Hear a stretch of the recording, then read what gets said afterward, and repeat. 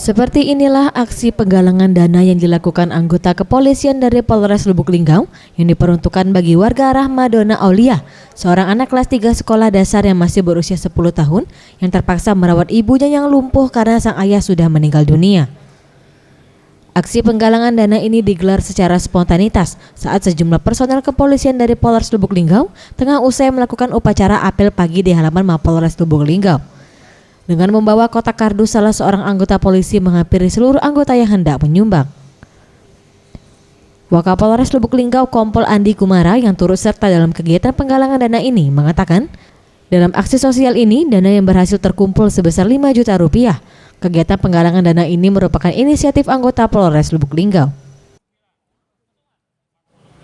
Jadi untuk sumbangan tadi itu adalah spontanitas dari anggota Polres Lubuk Linggau yang pengen membantu dari adik kita yang mengalami musibah, yaitu di Rahma yang merawat ibunya. Jadi spontanitas dari anggota Polres Lubuk Linggau pengen membantu. Sementara itu, aksi penggalangan dana ini merupakan buntut dari kian meluasnya pemberitaan di berbagai media massa, di mana seorang anak kecil usia 10 tahun yang harus merawat ibu dan adiknya dengan kondisi serba kekurangan. Tim Liputan Sriwijaya TV.